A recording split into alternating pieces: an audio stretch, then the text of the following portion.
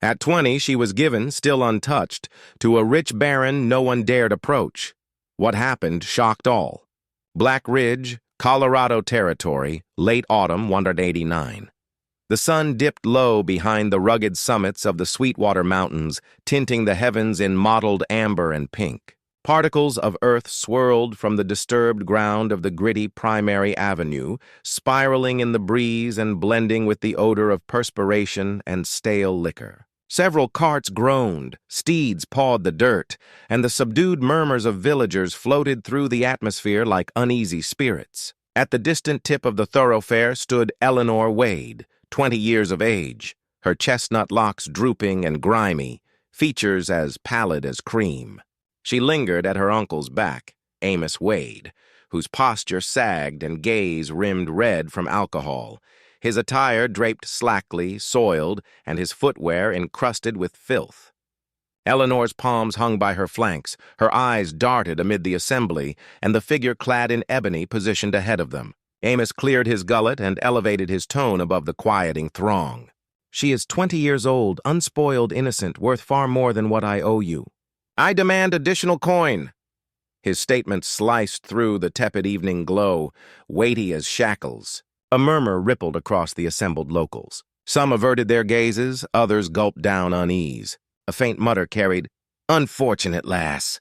She won't endure the season." The individual in the extended dark overcoat, outlined against the waning sunlight's glow, recognized by Maney as Baron Stone, observed with his countenance obscured under a broad-rimmed chapeau. Only his palm shifted, proffering a bulky sack of gold to Amos. He offered no further motion. No grin, no inclination. The sack shimmered in the final rays. Amos advanced and nudged Eleanor lightly. She faltered. There existed no entreaty, no defiance, merely a vacant pain within her breast. She sensed each stare upon her, and she shuffled ahead as if drawn by some somber tether. The crowd stayed motionless, too frightened or too embarrassed to intervene. "Depart!" Amos grumbled, voice coarse.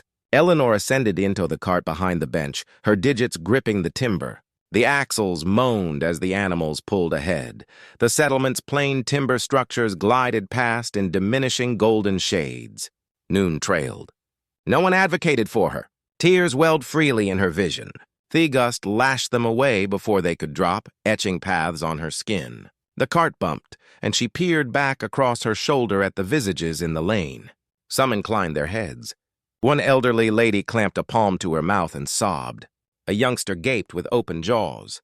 Silas climbed onto his mount and pivoted, guiding his animal rearward to the cart's fore. He permitted the steeds to halt them onward. The sun vanished beneath the skyline, and the village's lanterns sparked to life in greeting or surrender. Eleanor could not discern which. She remained quiet, quivering. The breeze pulled at her mantle. The final veil of amber faded from the firmament, yielding a marred dusk in its place. The cart trundled from the settlement amid hushed invocations and muffled cries. There was no ceremony, no benediction, only that instant. She exchanged for currency, delivered as if she were a liability settled, not Apperson. And as the axles squeaked along the path into obscurity, Eleanor lowered her chin and cried, experiencing greater isolation than ever before. The initial segment of her existence, past the small hamlet of Redwood Creek, had initiated beneath the burden of grief and the sting of disgrace. The landscape brightened only dimly, as Eleanor and the cart ascended the ultimate incline. Ahead of her loomed Black Ridge Manor, a fortress of slate rock situated atop the mound. The rocks were eroded, marked with moss and lichen. Tendrils crept across crenellations. Openings gaped dark like vacant sockets. It appeared archaic, forsaken, plagued by its own hush. Silas alighted, his boots grinding on pebbles. He assisted Eleanor down. She swept grime from her garment with shaking hands. He escorted her through a sturdy metal portal into a yard encircled by pillars. The gust howled through vaults. Doves flapped and dispersed with alarmed coos. Within the corridors were vast. She felt engulfed by dimness. The roofs arched lofty above, and wall hangings dangled, bleached and riddled with holes. The ground was masonry, chilly under her thin shoes. Entrances stood ajar, but each space she glimpsed held nothing. No furnishings, no glimmer of flame, no heat, a fixture through elongated bony shades. The quiet enveloped her like extended digits. Silas directed her to a compact room tucked off a hallway, a simple fireplace, a slim cot, a tiny stand. He set before her a platter, a hunk of loaf, a dish of soup, a mug of tepid liquid. He hesitated, gazing down at her. Then he spun and departed, dissolving into the murk without a syllable. She sat on the edge of the bed and stared at the tray. The bread looked hard, the broth lukewarm, her stomach churned with fear, not hunger. She did not touch a morsel. Her gaze lifted to the door. Had he meant kindness, or was this another form of control? The rumors echoed in her mind. They say he killed his wife. They say he hides corpses in these walls. She heard the wind rattling shuttered windows. Her heart pounded behind her. Footsteps receded. Then only silence remained. Eleanor pressed her palms to her eyes and fought tears, trying to steady her breathing. Her skin prickled with the need to escape. Night fell hard, darkness pressing at the window panes. The manor creaked and groaned with every breath of wind. She lay in the bed, but sleep offered no comfort. The shadows moved just beyond vision. She thought she heard voices in distant hallways. She thought she saw a figure vanish around a corner, her pulse hammered in her ears. Finally, she rose. She donned her cloak and slipped quietly toward the door. She crept down corridors, her candle stub extinguished, ears stretched. She found the stables at the far wing, opened barn doors, horses shifting, the hint of moonlight through slats. Her fingers trembling, she lifted the latch, stepped into the cold air, and found her horse saddled. She drew herself up onto its back, the animal snorting in surprise. She nudged it forward, silent, urgent. But before Shetrali fled, a figure appeared in the stable doorway. Silas, framed by pale light, tall and still. He did not shout or seize her. His voice was soft but firm. "Want to go? Eat first, then go." He turned and walked away, back toward Eleanor, shoulders squared. He made no move to block her, no shout to stop her, no order to stay. He merely walked away. Eleanor froze, horse between her legs, her chest convulsed. On the verge of flight, she hesitated. The distance between them felt both small and infinite. Could she run? Or would running bring her to worse danger? She slid from the saddle, startled by her own trembling. With uncertain steps, she led the horse back along shadowed paths to the stable, nodded once, and closed the door behind them. She waited insolence, heart beating like thunder, staring at the walls of the manor rising above her. In that moment, for the first time, she wondered if this place was a prison or protection. Maybe it isn't what I feared. And so she turned away from escape, swallowed by the hush of stone corridors, wondering which truth she would dare trust. In the days that followed, Eleanor navigated her new life at Black Ridge with trembling caution. Silas never once brought up her flight attempt. He moved through halls of stone like a ghost, and yet his presence began to manifest in small, hushed ways. One dawn, Eleanor rose before the Sunday. She crept to the door and found, lying on a simple wooden slab, a loaf of bread, still warm, split in two, and a small bowl of porridge. No note. She stared at it, heart thumping, then dared to take a bite. The warmth was unfamiliar on her tongue. Later, when she dressed in a faded gown, she discovered a subtle repair to a seam that had torn from rough use. The stitches were neat. The thread matching perfectly, she pressed a fingertip to the line. Astonished in the study, she found a cup of tea half full, steam lazily curling upward as though freshly poured. Eleanor remained weary. Each gesture unsettled her, too kind, too incongruous with the rumors she had heard of Silas, but the consistency of them unsettled her defenses. These were not one-off acts. They were a pattern. One afternoon, she wandered through the manor's library, its tall shelves blanketed in dust. As she pulled a heavy volume, a floorboard shifted. Behind the shelf lay a narrow seam in the wall. Her breath caught.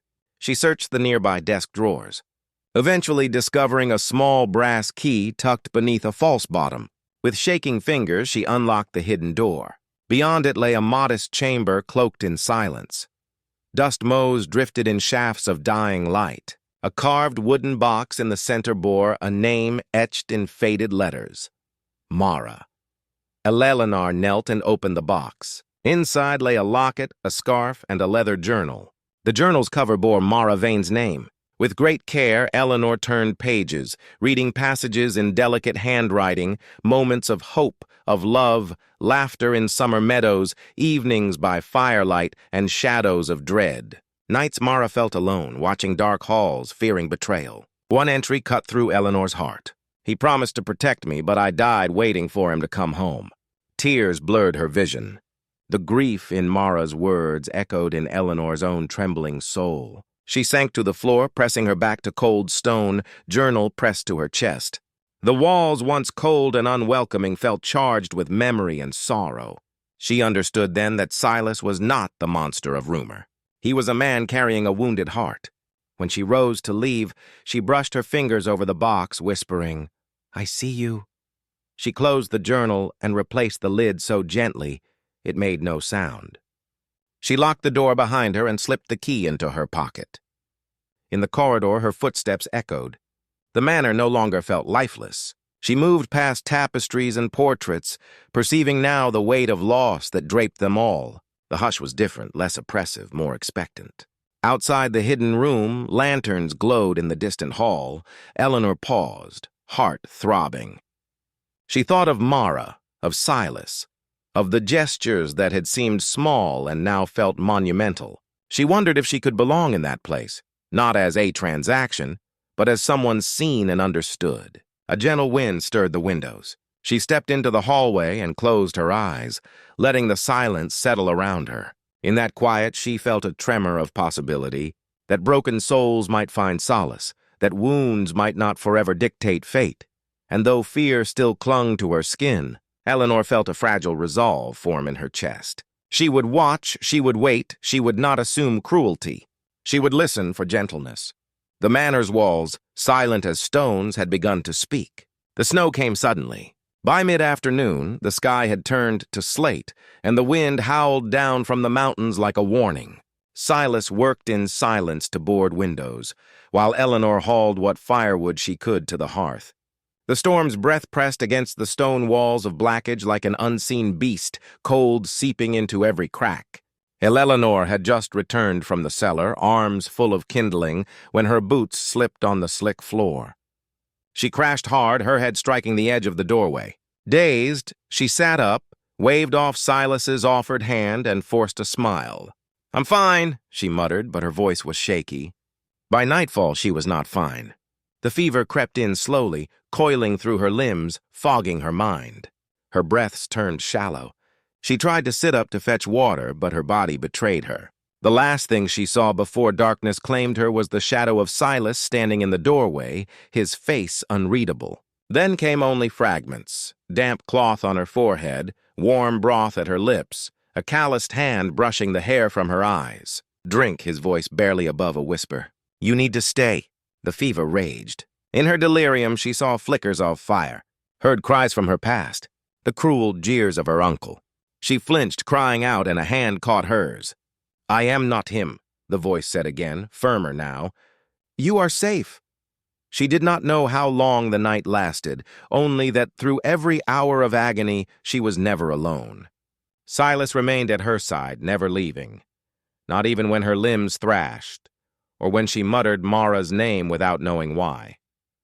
When morning broke through the frost-glazed window, Eleanor opened her eyes. The fever had broken. Sunlight stretched in pale ribbons across the stone floor. Her skin felt clammy, her muscles weak, but there was a stillness to her now, a quiet within. She turned her head.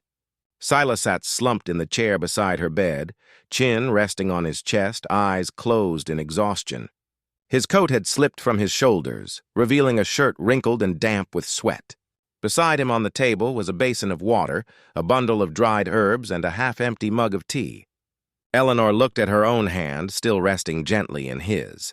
She stared at him for a long time. It would have been easy to call it duty, pity perhaps, but something in the way he slept, still holding on, as if afraid she might vanish, told her otherwise. When she tried to pull her hand away, his fingers tightened slightly in his sleep, as if reflexively, refusing to let go. Her chest tightened. Carefully, she sat up, propping herself with trembling arms. On the bedside table, a fresh cloth lay folded and her blanket had been tucked around her neatly. These were not the actions of a man hardened beyond care.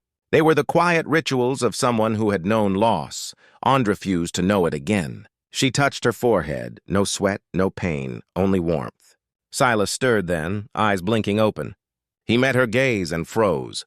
"You stayed," she whispered. He looked at her hand in his, then gently released it. "You needed care," he said simply, voice hoarse. "No one's ever," she faltered, then swallowed. "No one's ever looked after me like that." Silas said nothing. But the way his eyes softened, the slight dip of his head, it said, "Enough." He stood, adjusted the blanket at her feet, and reached for the tea. "I'll bring more broth," he murmured, then paused. "Rest. I will be close." As he turned to leave, Eleanor's voice followed him. "Thank you, Silas." He stopped but did not turn back, only nodded once, and disappeared down the hall. Alone, Eleanor lay back against the pillow, her heart still unsteady, but not from fever. The walls of Black Ridge no longer felt cold, and for the first time since she arrived, she closed her eyes and let herself feel something other than fear. The wind rattled the windows like bones as midnight pressed close. Eleanor lay uneasy in her bed, half awake, uneasy because the manor felt too still. The halls were dark, empty, save for the flicker of an oil lamp in a distant corridor. Suddenly, a harsh noise, wood splintering, tore through the silence. She bolted upright, heart pounding. Before she could understand, rough hands seized her arms, pulling her from the bed. Panic struck like lightning. She tried to scream, but a cold cloth pressed over her mouth muffled the sound. Her wrists were bound with coarse rope, hands pulled backward, the ropes cutting into her skin. Fear overwhelmed her. "Please let me go," she managed to croak. A shape loomed in darkness. The figure dragged her across cold stone floor toward a door she had never seen open at night. She kicked weakly, fought the bindings, her voice ragged with terror. She could hear her own breath loud in the quiet and distant echoes of footsteps. Then a new sound, a boot, steady, deliberate. A silhouette framed by doorway light, a rifle's silhouette. And then the man she feared and hated, Cole Danton, stepping forward with a cruel grin. He had come back Baron Vane. "I claim my debt," Cole sneered, voice low and dangerous. "Give me the girl and spare your life." Eleanor felt her heart seize. She tried to twist away, tried to shout. Her voice failed. Her vision swam with tears and fear. She watched Cole advance, pistol drawn, his shadow long across the floor. And then he fired. Chaos erupted. A shot cracked the air. Splinters flew. Smoke curled in the lamplight. Silas burst into the room, rifle raised, eyes blazing with fury. He aimed, fired. A bullet splashed against the wall. Cole's sneer flickered. Eleanor screamed behind the gag as the room erupted into violence. Chairs crashed. Lamps tipped. Shadows danced. Silas advanced, stepping between Cole and Eleanor. Another shot roared. The bullet struck Silas in the shoulder. He gasped, staggered, but he did not fall. He propped himself against the wall, arm outstretched. "Eleanor, behind me!" He roared, voice tight with pain. He leveled his weapon again. Cole sneered, stepping forward as if daring Silas. Another crack of gunfire. Silas wobbled. Blood blossomed on his shirt. Yet he planted his boots, shielded Eleanor with his body. In that moment, Silas's voice, raw, ragged, fierce, broke the gun smoke. "I lost her once. I won't lose you." His words struck Eleanor sharper than any bullet. Tears blurred her view. She could see him bleeding, body trembling, button wavering. He was not the distant silent lord. He was a man fighting for her life. Cole hesitated. His confidence faltered. He spat curses, but the bravado cracked under Silas's determined glare. More gunshots rang. Then the front door burst. Guards of the manor, alerted by the commotion, stormed in. They overpowered Cole, shackled him, and dragged him away. His eyes flicked to Eleanor, burning with defeat. Silas stumbled to her side, leaning heavily on one leg. Eleanor broke free of her bonds in a frenzy, lunged forward, and fell at his side. She wrapped trembling arms around him, pressing her face to his bleeding shoulder cuffs. "Don't die," she whispered, voice trembling.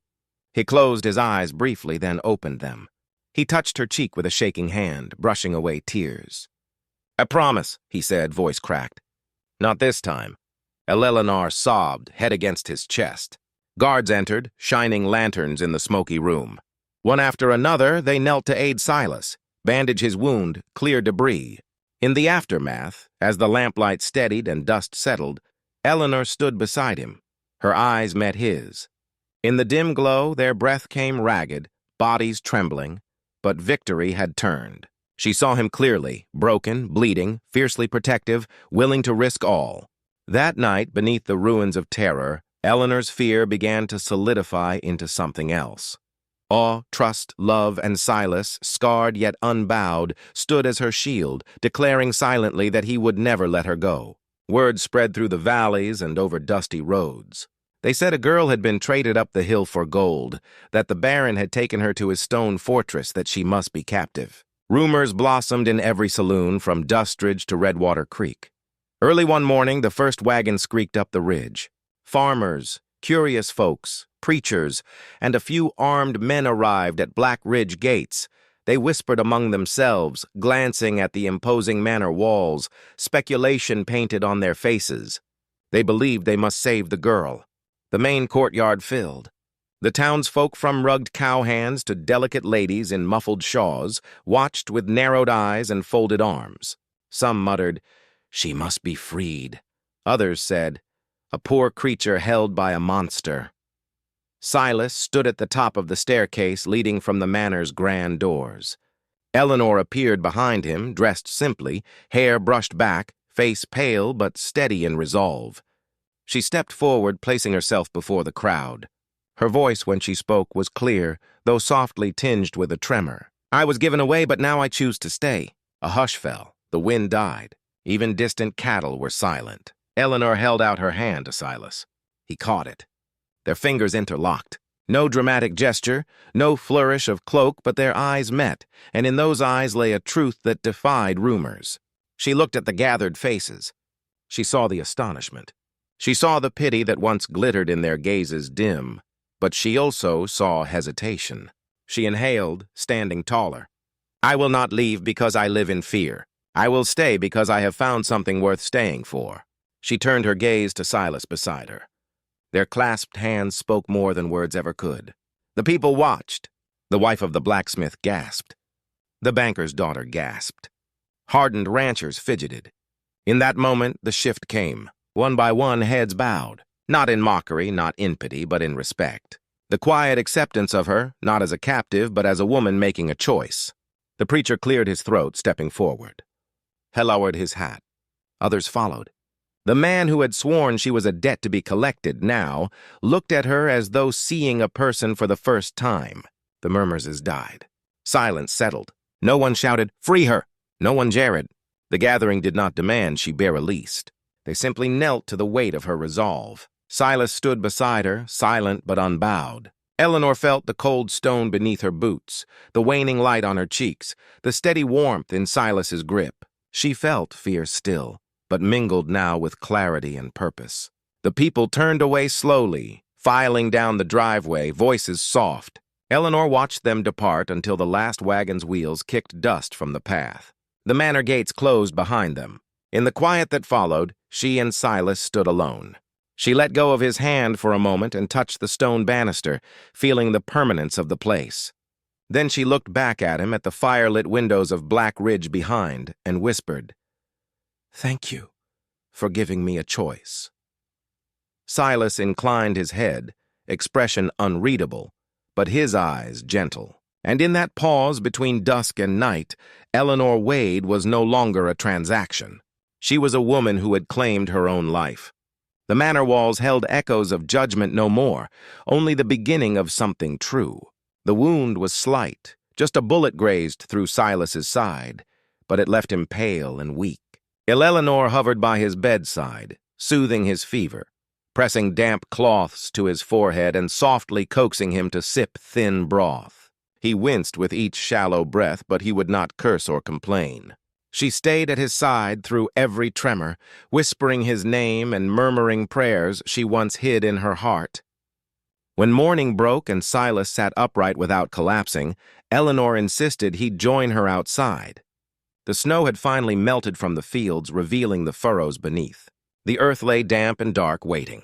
She found him at the barn's edge, his hand pressed to his side, leaning against a fence post for support. His face was drawn, the flesh paling. She stepped quietly to him. "Let me help," she said softly, voice trembling with concern. He nodded once, and together they gathered rotting planks from the barn's wall. Slowly, carefully, they pried loose the old wood and hammered in fresh boards. Eleanor handed nails and tools. Each time their hands brushed, a current passed through her, gentle, electric. Silas paused, locked eyes with her briefly, then nodded and continued, steadying a beam with visible effort. They moved on to the garden patch behind the house, where the soil lay cold but hopeful. Eleanor knelt beside him and traced shallow trenches with a stick, showing him where each row should be. He dug where she directed, sweat beading on his brow despite the chill. They planted handfuls of seeds, turnips, carrots, lettuce, lingering close, breathing in earth and light. Through the day, laughter trembled into existence, staccato cautious like birds returning after a long winter exile. A child from the nearby village wandered into the yard, curious. Eleanor paused and called her closer. She drew letters in the dirt and taught the child to read her name. Soon more children gathered, tracing lines in the earth, timid giggles echoing across the fields. The once lonely halls of Black Ridge now seemed to resonate with soft voices and fleeting cheer. At dusk, Eleanor stood on the porch with a watering can in her hands, the sky bleeding pink and gold across the hills. Silas came up behind her and gently took the can from her grasp. She turned slowly, heart too full. "Why did you say nothing when you took me?" she asked, voice low and fragile. He leaned against the rail, shoulders sagging with fatigue and pain. Wind lifted tufts of her hair, silence stretched between them. Finally, he spoke, voice quiet but firm. "Because I knew words would make it worse. You needed quiet to breathe." Her breath caught. She studied him in the waning light, the lines etched by pain, the set of his jaw, the way his wounded side rose with each inhale. In his eyes, she saw something more than duty or regret. She saw understanding. He had not taken her for power, not for pity. He had acted on empathy, on their cognition of the silent suffering she carried, the fear she bore, the longing to be seen. For the first time, she reached out without hesitation. Her fingers brushed his, then settled on his hand, warm, firm. He did not pull away. She held his hand and let silence speak between them. He turned his head, met her gaze with a soft intensity. In that moment, she saw it all. Regret, sorrow, resolve, love. Eleanor swallowed, voice trembling, but she said nothing. Words felt too fragile here. Instead, she allowed the stillness and the closeness to carry meaning. He squeezed her hand gently. Together, side by side, they watched over the small garden plot planted that day. The sprouts would come. The children would learn. The laughter would grow. In that quiet communion, Eleanor felt something shift. This was no longer mere survival. This was a rebirth. She no longer saw herself as traded or broken. She felt chosen, slowly and quietly in this delicate season of renewal. Summer dawned over Black Ridge, spilling warm gold across the hills. The manor's stone walls, once forbidding and cold, now gleamed in sunshine. Ivy climbed in fresh green over the gray, and birds sang in the eaves. Windows glowed with life instead of shadows. Eleanor stepped onto the veranda in the early light, drawing a quiet breath of hope. She and Silas walked hand in hand down the corridor to the locked door they long ago discovered. Today the door stood open. They unlocked it together. Inside, the room felt peaceful, not oppressive. They'd cleaned the dust, laid fresh drapes, and placed the box marked Mara on ape destal.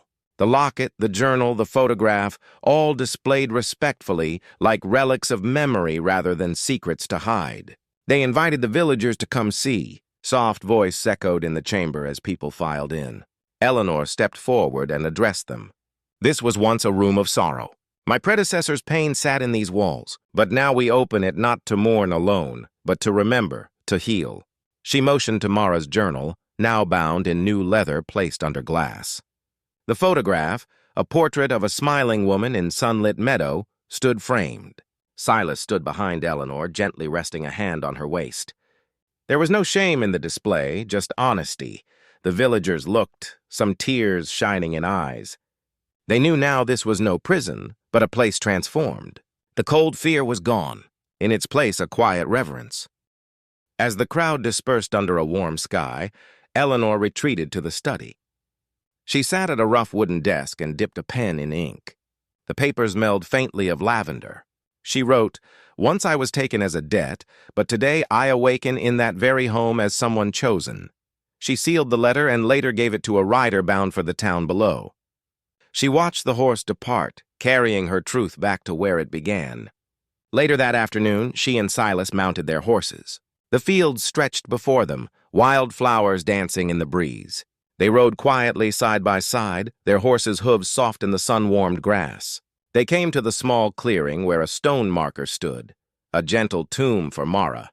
Around it, they planted seeds of wild daisies and chrysanthemums. Eleanor held a handful of petals. Silas pressed a seed into the earth. Together they turned and walked slowly, hand in hand, leaving light footprints on the hill. Silas paused, drawing her close. He whispered, "You are home." Eleanor leaned her head against his shoulder. Below them, the valley lay green and alive. Above them, the sky was wide and open. The wind carried no whispers of dread. Now the echoes in the manor's halls had softened. Their past, their present, and their future stood together in one space, vulnerable, alive, healed. They mounted their horses again and rode down the slope, the sun dipping toward the horizon. Eleanor looked once more at Black Ridge behind her. No shadows, no cages, no fear, only home, only hope.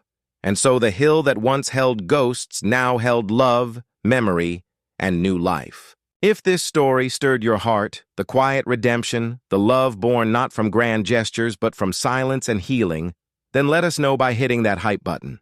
And if you want more tales of untamed hearts, dusty towns, and unforgettable romances on the frontier, make sure to subscribe to Legends of the Wild West Stories. We've got plenty more where this came from. See you on the next ride.